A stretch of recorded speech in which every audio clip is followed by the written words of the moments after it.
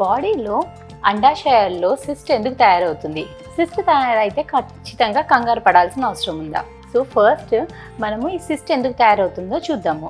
ఏంటంటే అండాశయంలో నెలకి ఒక ఫాలికల్ అనేది దాదాపు 18 to 20 mm అంటే 2 centimeters వరకు పెరిగి అది రిలీజ్ అయ్యి అందులోంచి ఎగ్ అనేది రిలీజ్ అవుతుంది. రిలీజ్ అయ్యి ట్యూబ్లో ఎగ్ స్పర్మ్ కలిసి ప్రెగ్నెన్సీ వస్తుంది.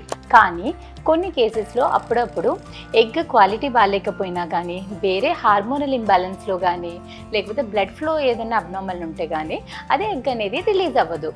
రిలీజ్ అవ్వక అది సిస్ట్ అనేది తయారవుతుంది. అది 2 centimeters కాకుండా దాంట్లోనే వాటర్ నింపి బెలూన్ లాగా స్వెల్ అయ్యి మనకి అలా ఆగిపోతుంటుంది. అండ్ ఆ మంత్ మనకు వచ్చే పీరియడ్ రెగ్యులర్గా ఉంటుంది, కానీ మనకి సిస్ట్ అనేది ఉంటుంది.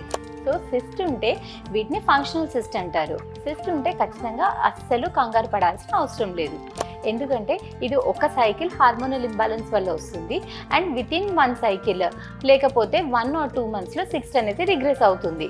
ఓన్లీ సిస్ట్ మనకి 5 or 6 centimeters కన్నా పెద్దగా ఉండి దానివల్ల విపరీతమైన పెయిన్ వస్తుందంటే మాత్రం అప్పుడే కొంచెం సర్జరీ గురించి ఆలోచించాల్సి వస్తుంది.